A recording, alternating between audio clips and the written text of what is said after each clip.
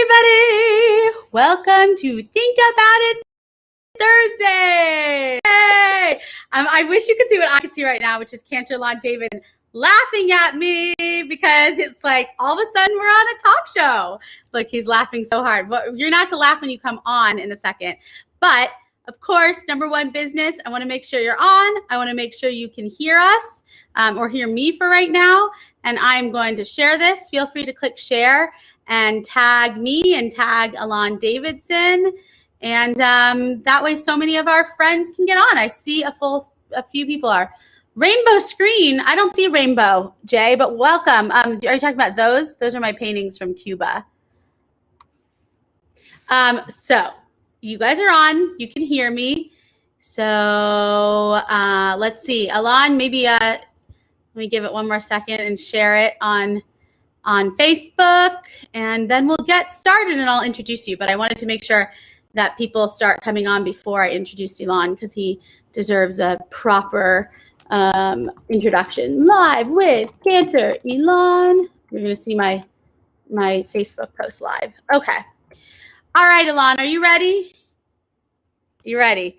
All right, here we go. Let me turn off my dun, dun, dun, dun, dun. Yeah, it went away. Okay. I'm turning you on. Here we go. Oh, he's here. Hey! Oh, it's so good to be here. Oh, my goodness. Need a theme song. I really do need a theme song. We'll have to work on that. You totally need a theme song. Absolutely. Good morning, Lisa. My mom is here. Good morning, Jay. The rainbow was the screensaver during the waiting time. Oh, it was. Okay. Oh, yeah. It was that little rainbow thingy while the countdown was going on. Cantor Natalie Young is on. Good morning, beautiful Natalie, too. My gosh, Natalie. I'm going to send you the link, Natalie, and maybe you can join us for a second. I'm going to. You don't have to, but I'm emailing you, Natalie. All right. Hi, everybody. Watch. You're going to see how I can multitask. Natalie Young. Maybe she'll join us. Maybe she'll say hi. Maybe. There you go, Natalie. I just sent you the link. Okay. So Cantor Ilan Davidson has actually been a part of the Temple Emmanuel Greater Community for many years.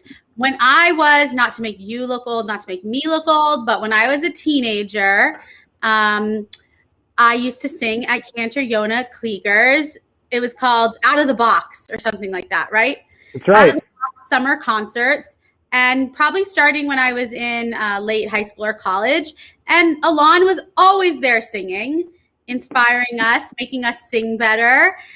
He is the Cantor, is it 25 years? 26 now. 26 now. 26 years, yeah, it's crazy. At Temple Beth El in San Pedro. I just have to say it's such a wonderful community. Some of my favorite people, we know who they are on Ilan's board and I've traveled with and are just wonderful, wonderful people. And so we should be sister synagogues is what I'm trying to say. It works out perfectly. I love it. I love the idea. So let's go back. And we do have some fun facts planned for later. But because that's what we do at Think About It Thursdays. But hi, Michelle. Hi, Valerie. Hi, Michelle. Look, Ilan was so excited to say, hi, Michelle. I know. I haven't seen Michelle in forever. You know. Oh, look, David Young is there with Natalie as well. That's so cool. David, you can join too on that link I just emailed Natalie. So, Ilan, tell us who you are, where you grew up, and how you became in the position you are today. Oh, my goodness. That's like takes longer than an hour. No, just kidding. So anyway, I grew up in Anaheim, California. I grew up in the House of the Mouse, literally about a 2-minute walk away from Disneyland, and in the at Temple Beth Emet, the conservative synagogue that was the closest synagogue to the House of the Mouse. In fact, I still remember on Friday nights in the summertime, we always knew if the rabbi had sermonized for too long, because if he sermonized for just the right amount of time, then as soon as we were done with the service, the fireworks would go off. And it was very cool. And we'd all run outside and watch the fireworks, and then we'd go to Oneg. But so I grew up with an amazing chazan, Chazan Philip Modell, who was really the chazan's chazan. And he trained a lot of us. And a lot of folks from our community over the years became rabbis and cantors. and it was really a blessing. I come from an Israeli family that goes back 6 generations before me in Israel. In fact, Shlomo Halevi Alkabetz, the writer of the poetry of Lecha Dodi, is actually a relative of mine, and so pretty cool to have that kind of You're connection. famous. I'm You famous. You need Yes. to write a song using all the letters of the alphabet now. Oh, all of them. He only used the letters of his name. I'm not going to use the whole alphabet. It was a little self-serving, I think, but but that's okay. And grew up with a great pride in Israel and a great attachment to the state of Israel, and feeling very much like a dual national, even though I was born here in the United States. So so grew up in Anaheim, trained to be a chazan, starting at the age of 5, believe it or not. My cantor started training me, and then did what every good teenager does. I ran far away, and got as far away from all of that as possible. Went on to study music and theater and opera, and thinking about a career on the stage. Where did And you study, Ilan? I went to UC Irvine, University of California in Irvine. I know. Have we talked about this? Okay. We've talked about this. We have talked about this. Okay. So I'm much older than you. Maybe you were there at the same time as my brother Scott. We'll have to. I finished in 92. I think I'm much older than Scott He's too, 50. but I'm not sure. Oh, well, then I guess we're the same age. So maybe we're there at the same time. Yeah. So I went to Irvine, and just going into my senior year, go Anteaters. Thank you, Jay. Fantastic. So just going into my senior year, I realized that this was not the life for me, that I didn't like who I was and who I needed to be to succeed in that business. And even though I was really good at being the schmuck that I needed to be to succeed, at least in my mind, in my young mind at the time, that's who I needed to be to succeed in that business. And I started thinking about where could I go and what could I do and who do I want to be. And the more I thought about it, I started going back to my roots and started going back to the fact that I never left the synagogue. I never stopped working, with Jewish kids and teaching and singing and being a substitute cantor here and there and stuff like that. So I found myself back in the biz, back in our biz, and ended up Shul biz. What's the shul biz? Exactly. There's no business like shul business. So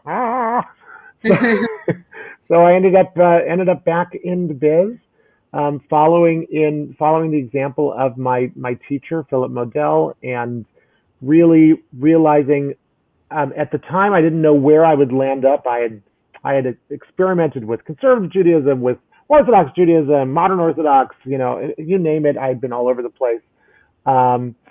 And then I found this little shtibel in San Pedro, which is actually, we're coming up on our 100th birthday in a year from now. So it's very exciting. It's a 100-year-old congregation, and fell in love with the people, fell in love with the place, and ultimately became their cantor. That was 26 years ago. And it's a long story of how that all happened, but a very fulfilling and wonderful story, and something that I'm very proud of. Grew up here, obviously in the LA basin, as well as in Rishon LeZion in Israel, and grew up a Dodger fan, diehard Dodger fan, which was funny because I lived right next to the Big A. Right. And I think the only times that we went to an Angel game was when back in the days when oh my God, who was pitching? I'm blanking right now. It'll come to me later. I'm not the right person to ask. I'm older now. I blank on these things. Grew up, like I said, right next to Disneyland, big Disney file, but ran away from that too for a while because I got a little frustrated with the politics and the connections and kind of the social justice aspects in my life. Kind of gave me Nolan Ryan. You're right, Jay. 100% correct. Wait, Nolan Ryan was pitching for the Dodgers. No, Nolan Ryan pitched for the Angels. But he was on the Dodgers at some point, right? I think I remember because my brother was Ryan and he loved Nolan Ryan. I remember something about that. But, so Nolan Ryan, the great Nolan Ryan. That was when my dad took us to Angel games. Was when Nolan Ryan was pitching. And actually, in all of my years of teaching and stuff like that, I even had the privilege to teach at Temple Beth Shalom in Santa Ana. Michelle Carew was one of my students, Rod Carew's daughter. wow. So that was really cool back in the day. But for a big baseball fan, that was a big deal. Yeah. And but still, I grew up a Dodger fan, which is kind of funny. My dad was a diehard Dodger fan, even though we didn't live anywhere close to Dodger Stadium at the time. And but we bleed blue in my family. We love the Dodgers. I think it's also because my mom's from Brooklyn, so we had that whole connectivity through her as well. And like I said, Disneyland was a big part. Whenever family came to visit, we were at Disneyland, of course, and we were the place where everybody stayed. And Disney was a big part of my life, but I never worked there.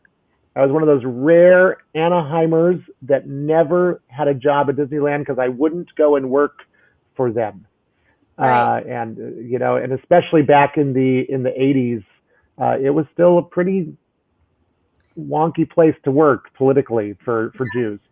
And then like you said, I found myself up here at Temple Bethel in San Pedro, this little town that I never had any clue where it was. For the Port of Los Angeles, for those of you that don't know where it is. So if you ever go on a cruise out of Los Angeles, please God that there are cruises again someday out of Los Angeles. If you're ever going on a cruise out of LA, then you might be in my town. So come and join us for Shabbat. So if you go on a cruise, you got to call Ilan and Jody. And also, I do have to say, with behind every great chazan is a wonderful family. So absolutely. Jody and Zoe and Jordan are like beloved children of all Cantors in Los Angeles for sure and beyond. And they've been at every Palm Springs conference. They've seen stuff that they didn't know Cantors did. I don't know. Wonderful dinners and just so much fun. And, in this world, it's really amazing to go on retreats with friends who understand the work you do and the ups and downs. And I think in many ways it encourages us to take a deep breath and enjoy company. And, we had a lunch on Monday and, you felt that sense of like everybody knows where everybody's at and everyone's there for each other. So let's talk a little bit about this past year. Like your 26th year technically, or your end of your 25th and 26th year. Yeah. We're in a place that you could have never imagined. So what has this, is there, now that we're coming out of it, I hope, please what lessons have you taken from the last year? What have you noticed? What do you like? What do you not like? One of the gifts of the pandemic, I think, and it really is a gift, is that we have really been able to walk the walk of the talk that we've been talking about for years. And that talk has been meeting people where they are and being able to really, really bring Judaism and bring Jewish culture and everything to far more people than we could reach through our brick and mortars. And obviously with the support of our brick and mortars, with the support of our synagogues, and that's so important. And having that sacred space is so important as well. But the ability to bring great programming, to bring great services, to bring learning, to bring all of that to so many more people, we at Temple Bethel have been really blessed that we have a lot of incredible programming.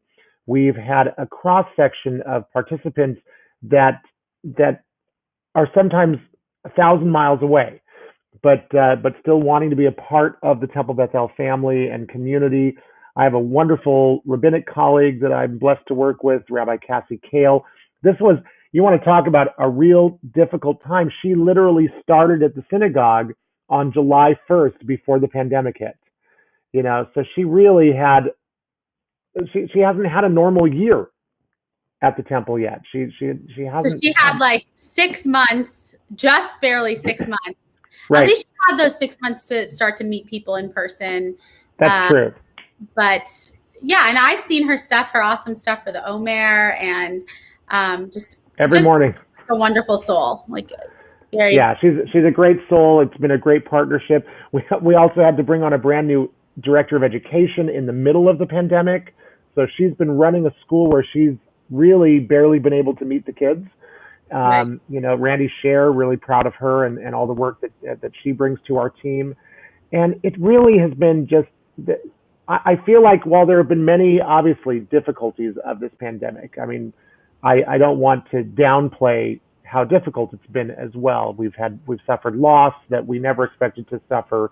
We've been dealing with pastoral issues that are way beyond what any of us ever expect to deal with in a given year.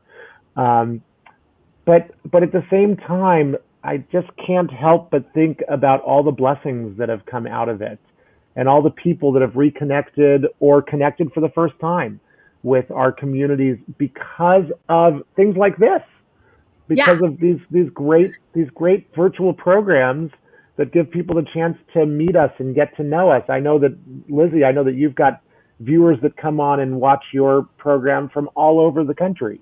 Even people who are watching right now, Valerie and Lisa, they don't live in California. Yeah, it's incredible. And I've been able to see you bring old friends of yours from, back in your New York days and stuff like that, and have them be on and talk. So I think it's that exciting.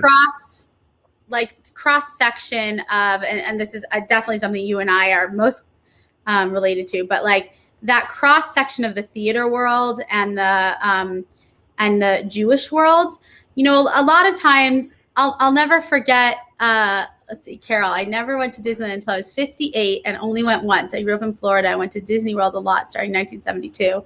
I went to Magic Kingdom every time relatives came to visit once a year. Interesting. Yes, Jay, awesome.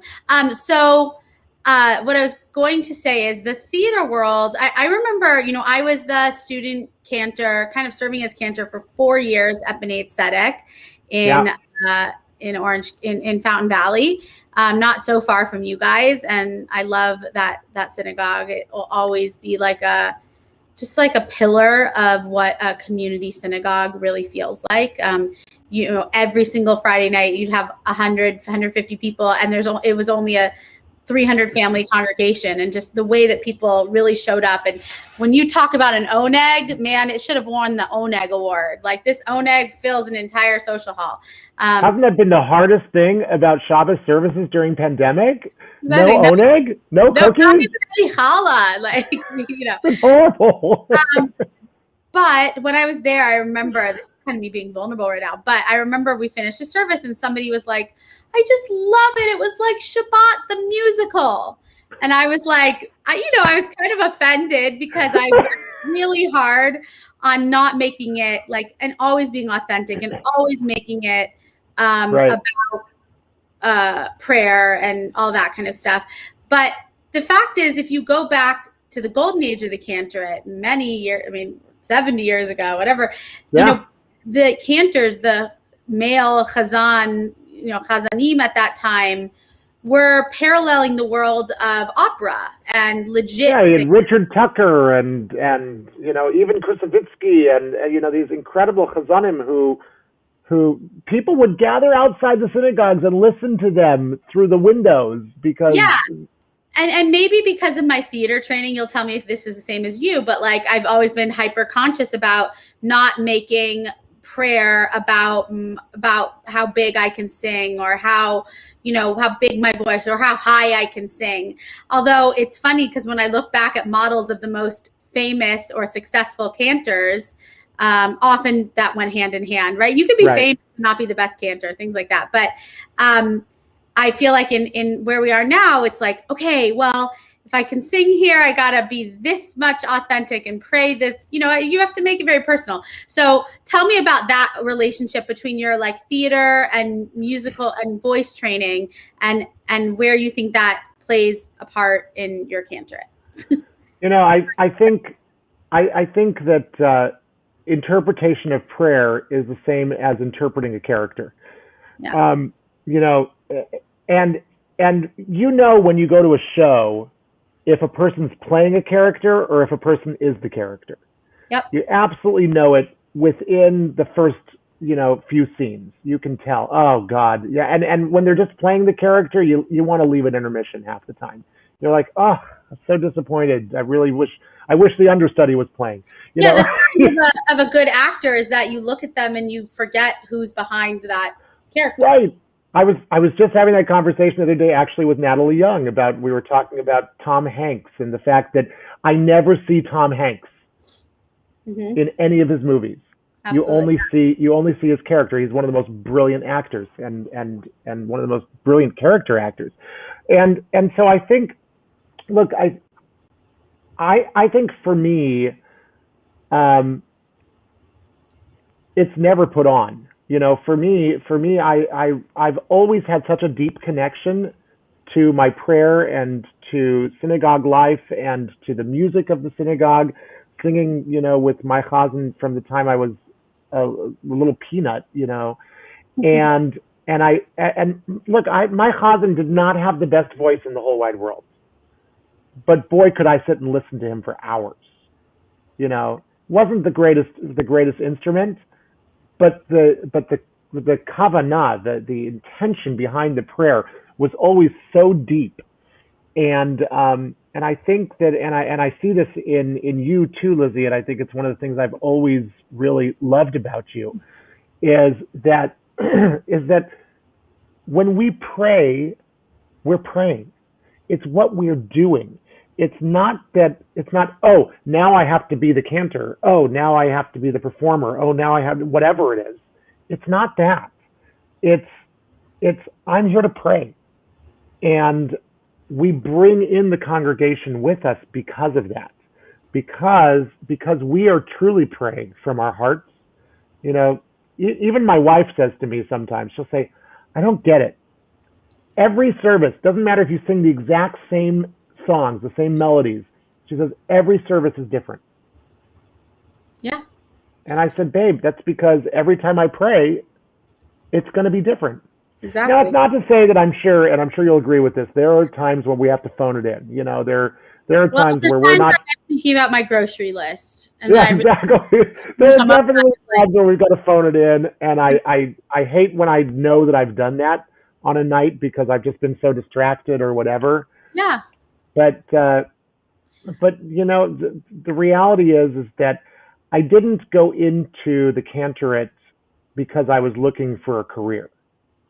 I went into the cantorate because I'm a cantor, because it's who I am, and for the same reason that I left doing opera and theater and stuff like that, is the reason why I'm a cantor. Because I left that because I wasn't being authentically me in order to do that. And certainly at Temple Bethel, I found a community that would just accept me for being me. And I know that even you and some of our other colleagues have said to me at times, I can't believe you can say that to your congregants, or I can't believe you did that. And I'm like, they know that I call myself the WYSIWYG cantor. What you see is what you get. And I just believe that WYSIWYG. It's an old computer term, right? WYSIWYG. So, because I just believe that I believe in just being genuine and being me. And sometimes I want to say, sometimes if you're more, how do you say this, vocally inclined, you have to even work harder to make it authentic, right? Both of us have big Broadway voices. Yeah. No getting around that. And I think I've learned so many lessons about, the power behind when you hold back and when you give. And that's definitely connected to prayer for me. Like when I really sing out, it's not because I think it's musically going to be a fantastic moment. It's because the words mean something there, or there's a revelation, or I want you to wake up a little. And, I think for high holidays, we sing Hineni, like a humble prayer about, God, we're here on behalf of our congregation, and, let me be this like humble cantor. And I try to live like my entire life as a cantor that way. And it's very interesting because being humble in many ways is so against singing the best you can, right? Because singing well for a lot of people is maybe sometimes feels like it's you can't sing well and pray well. But I think that's what I want to challenge. Also for the next future of for the next generation of cantors, just like you can be a really fantastic singer, and you choosing to be in the cantorate doesn't mean that you're not choosing to go to Broadway, or that it's that you're bringing your beautiful neshama through your voice to your village. And what is life if you're not bringing back joy? And well, it's funny because I've been having those conversations with my kids lately, because both of them are showing an interest in the cantorate. Both of them are also showing an interest in performing and doing theater, And I said to them, you will know where you belong. You'll figure that out. I said, I don't expect you to know it now, and you shouldn't know it now. You got to go and do your studies in theater and do your studies in voice and do all the stuff that you need to do in college, And if at the end of that, your heart says to you, I want to be a cantor still, then go be a cantor. And being a cantor doesn't mean that you are never going to sing your Broadway favorites. God knows, Lizzie and I find any opportunity that we can. Okay. It doesn't mean that you can't go and perform somewhere and do things like that. It means that your heart is on the bima. More important than being a great performer and stuff like that is, and I'm always reminded of this, and I always remind people of this, because people will say to me, wow, you really encourage us to pray, and my old cantor just wanted to get up there and perform or whatever, and I always say to them, my first job is actually not to be the Kusavitsky of Temple Bethel. My first job is to be the Shaliach Tzibor, is to be the leader of the community in prayer. That's my job. And if you're not praying, then I'm not doing my job. Yeah. If you're just sitting there listening to a concert, then I should have charged admission. I need to take that one. Okay. So we talked about theater. We did talk about, Amos, stop it. My dog is scratching like Thumper over there. Speaking of Disney. Oh, I'm Thumpity. That's why they call me Thumper. Can I come here? You should see how my dog looks at me when I work all day. Okay. So Ilan and I told him about the fact that when we started Think About It Thursdays, every week it was weird and random facts. So, I said to Ilan, to Cantor Davidson, I should say. Oh, stop. What are some weird things that you like? So Disney definitely came up, but specifically his thing was, I have a Goofy collection. Yeah, I'm a big fan of Goofy. Yeah, tell us why. So, it's funny because actually that only came about probably about 24, 25 years ago. I've always been a big proponent of the Fab Five.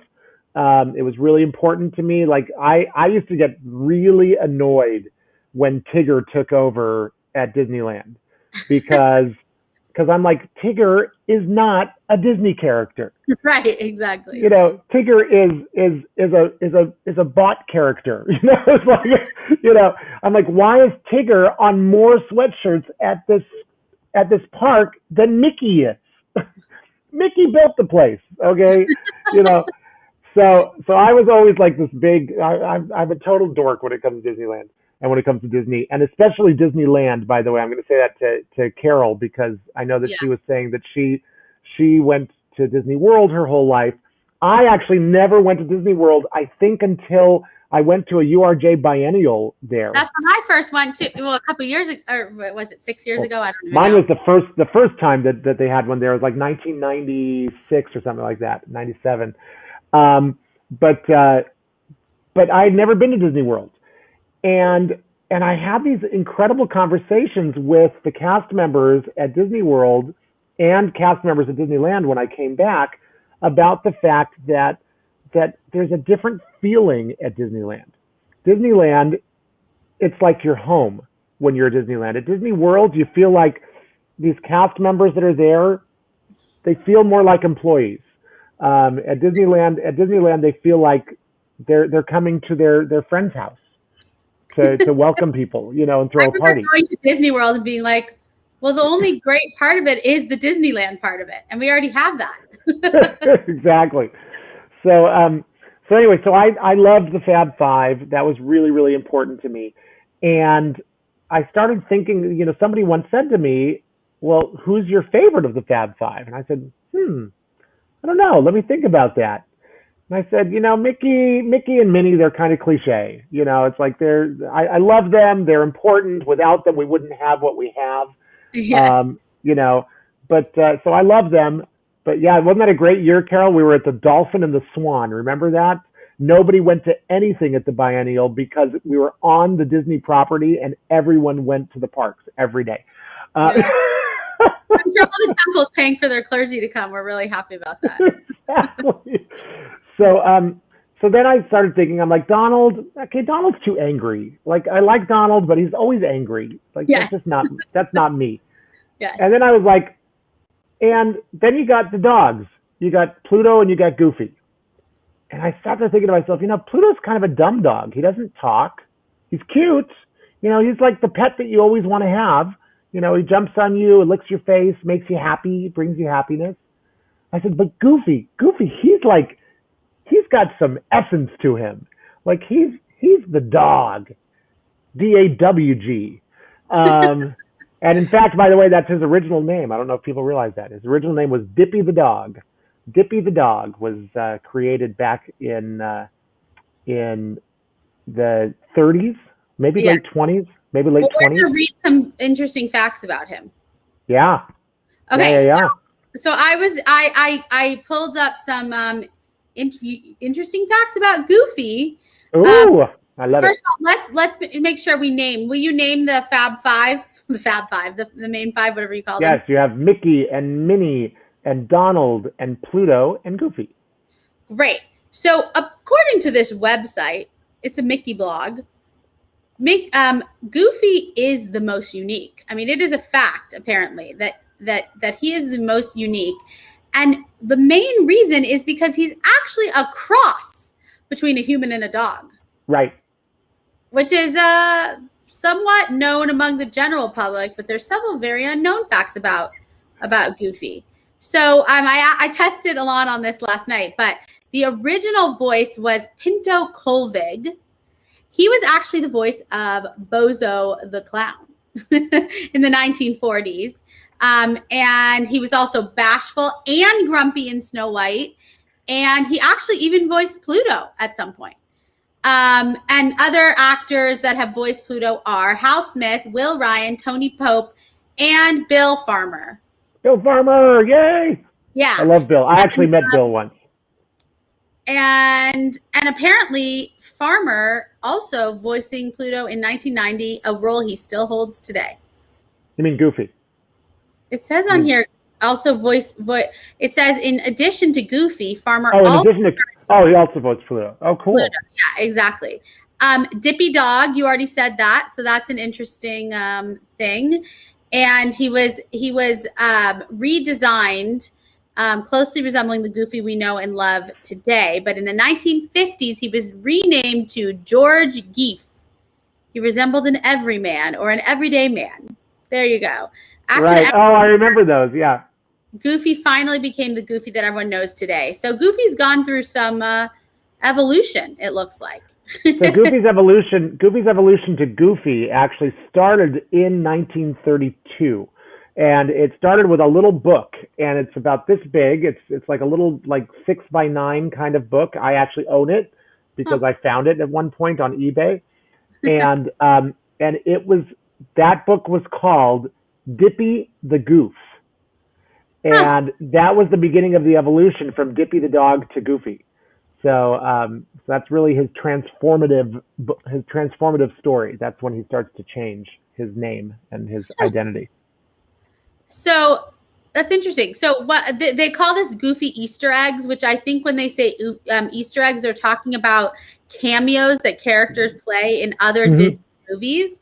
So do you know any of the appearances that he made in other famous Disney movies? Oh my gosh. This is a good trivia one. Yeah. I don't remember. I've seen most of these and I don't remember. I'll tell you. Good. Who framed Roger Rabbit? Okay. Oh my gosh. Flubber. Remember that movie from like the 90s? Flubber? Flubber. No way. 1.5. That doesn't really count. Yeah, that was not a that means great it was movie. like a TV release. Not a great movie.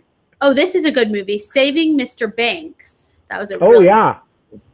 And then, we're going to all have to go back and watch this. Goofy made appearances in The Little Mermaid and Aladdin. What? We're going to go back and find that. Oh, wait, you know what? In The Little Mermaid. I don't remember in The Little Mermaid. I think in The Little Mermaid, I mean, he obviously didn't make an appearance as Goofy, but I think there was like a Goofy doll or something. At some point. But where was he in Aladdin? I have no idea. We're gonna have to find that. All right, this is another section. Goofy at the parks at Disneyland, Disney World. So Goofy is known to be clumsy and silly, but also, and this is their words, awkwardly tall. Yes. Disney animators once claimed that Goofy had size 18.5 shoes. And then it says, obviously, Disney casting agents want people who play Goofy in the parks to fit the role. Therefore, the minimum height is 6 feet. And then they have to get used to wearing size 18.5 shoes, apparently. Yep. All right, let's see if there's anything else interesting. I think those are the main facts. The very last one was Goofy is unusual. And there are many facts people don't know about him. Despite this, he is one of the most beloved Disney characters. There are many other secrets pertaining to Goofy. Some we may never know, and some we have yet to know. Know any fun facts about Goofy? Let us know in the comments. So there you go. I love it. There's our Goofy section. Jay, yeah, Jay, I'm not so sure Goofy's the character for you, my friend. I don't think I'll ever play Goofy either. Okay. So moving on, we're going to do just a little bit more. I can't believe it's already been almost 40 minutes, and we'll go another 10. But first of all, if anybody has questions for Ilan, please put them in the chat. Please. Questions about Ilan's work as a cantor, etc. Please put them in the chat. That being said, I'm an open book, so any questions that you have at all, feel free. Please do, and feel free to interrupt these 30 Disney facts that will give you a childhood sense of wonder. Wonder. Talk about that. It reminds me of Scarlett O'Hara in Schitt's Creek. She kind of talks like that. Give you a weird sense of wonder. Okay. Alexa. You know who's FaceTiming right now? Cantor Rachel Goldman. Doesn't she know that we're on this? She's been a guest on the show before. She knows we're busy. Yes, exactly. All right, so let's look at this. Give me an interesting fact about the actors who played Mickey and Minnie. Ooh. Wayne Allwine and Russie Taylor. Okay. I told you last night. I know that they're actually a couple. They're married. Exactly. That's the interesting fact. Were. But. They began dating, and the cartoon romance soon became real life. That must have been wonderful. Okay. Okay. Let's see if you remember this one. Which Disney animated animal, I'll give you that hint, was almost made the cover of Time magazine in 1941? Oh, I know this one. It was Dumbo. It was Dumbo. Yeah, it was Thought was Dumbo. funny about Dumbo is I don't think I've ever seen Dumbo. To me, Dumbo is a ride. I know, and I Aw. didn't watch that new movie a couple years ago because I heard it was really sad and hard to watch, and I didn't want to watch it. It Did was. you? I mean, Dumbo is kind of a sad story in many ways, but still such a great movie, and you know, for no other reason, just to watch the really saddest scene in the whole movie, which is when Mrs. Jumbo is singing, "Baby Mine," one of the saddest Disney songs ever written, but so sweet and so loving, and I absolutely love Dumbo. It's a great movie. So Gosh. talk about the world. Carol is a congregant at Temple Isaiah in Lafayette, and Oh, welcomed my parents with open arms up there, and it's just like a great, as you saw, she was president of her sisterhood at Isaiah in Lafayette, where Lee Corn is, and I love absolutely. that you're here today. So, Ilan, what was the first animated character of Disney ever? Original character. Well, I think the original character was it Mortimer Mouse? Almost. It wasn't a mouse. It was a It rabbit. wasn't. Oh, that's right. That's right. What was his name? Yes, Oswald. And that was in 1927. Oh, this is interesting, actually.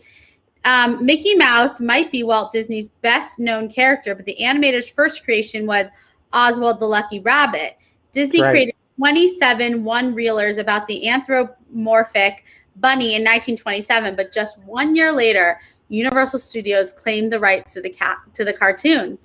After losing the character, Disney then created Mickey Mouse. You might notice Mickey and Oswald bear a striking resemblance to each other.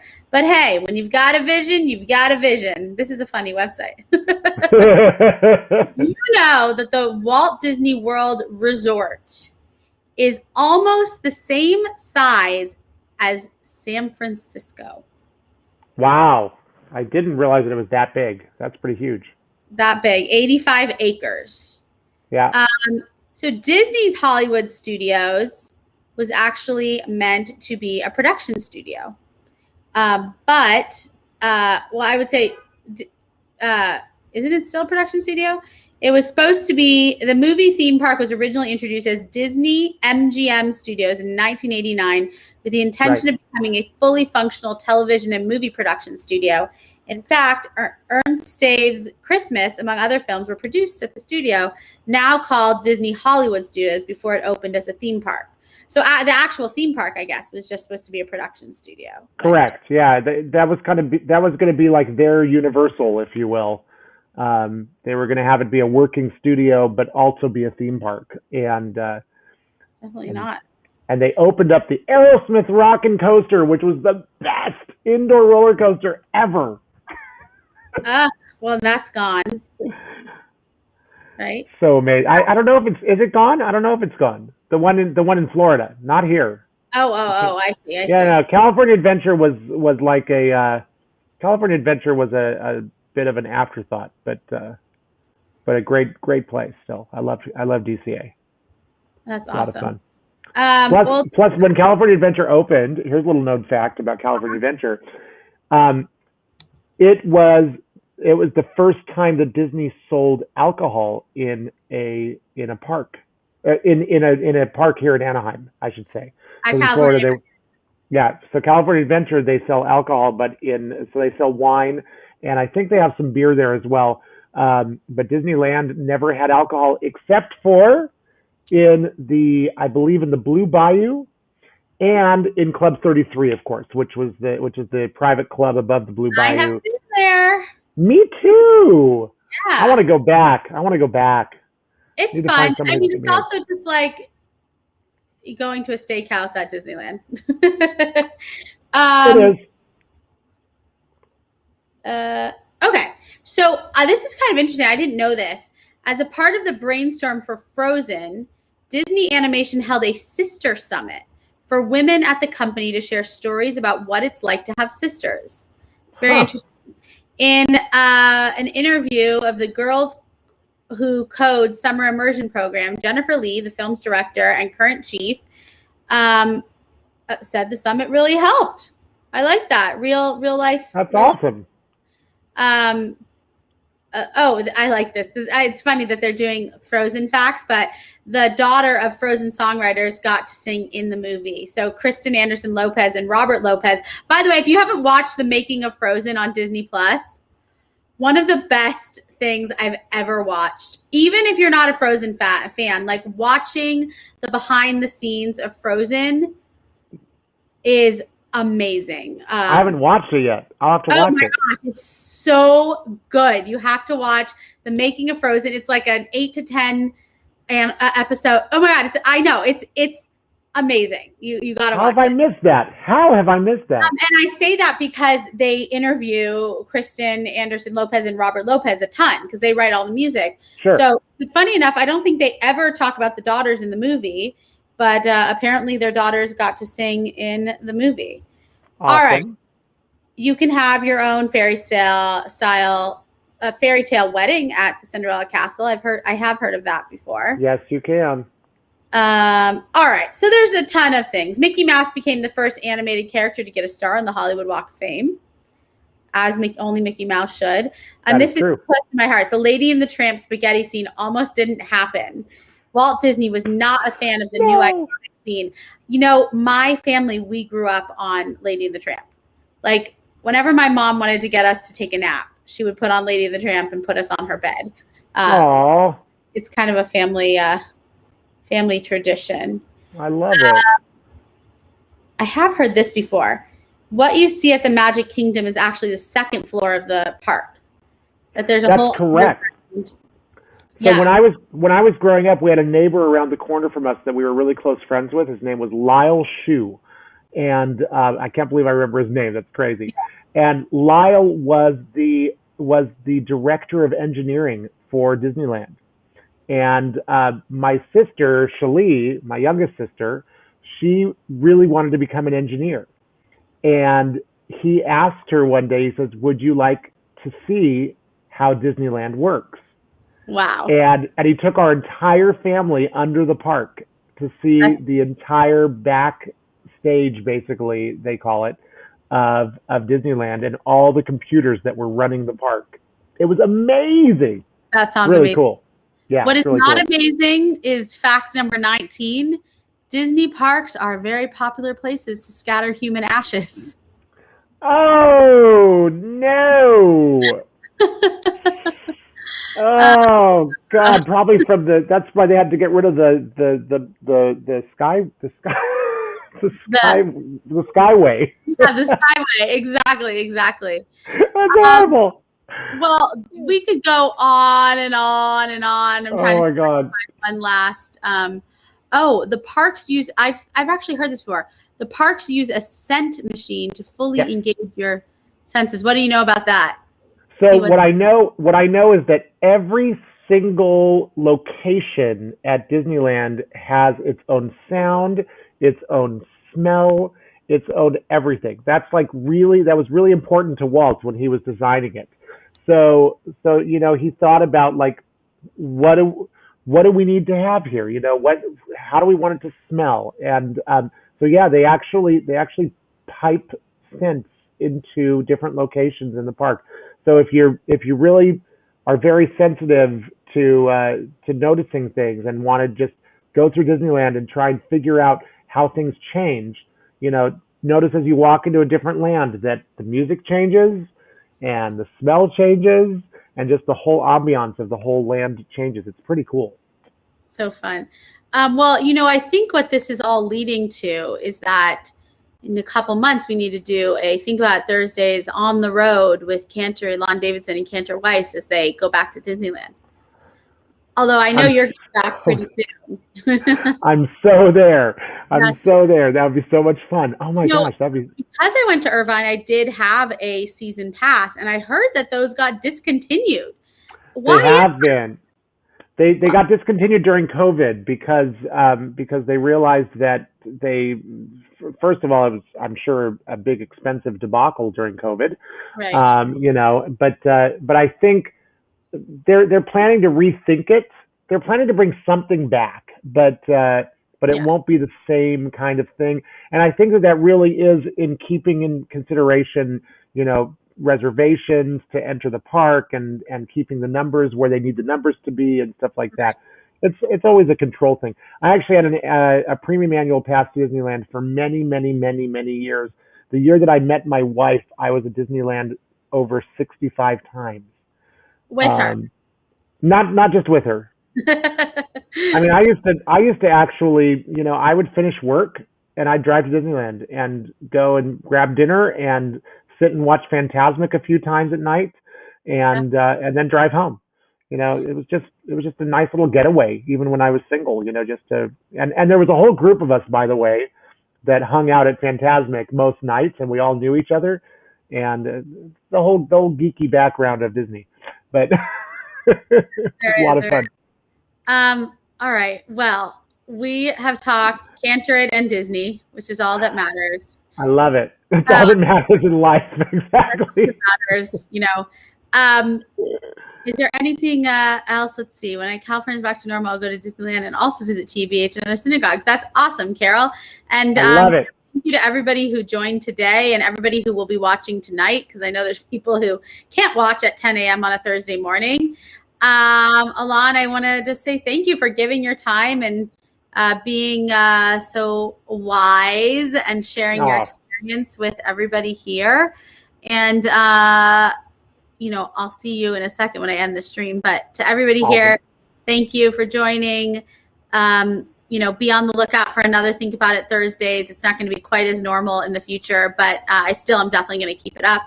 And if you have any topics that you want to discuss or any guests that you think I should bring on, please let me know, because I would love it. So on that, we're going to wave goodbye. Awesome. Thanks for having me, Lizzie. And thank you, everybody, for tuning in.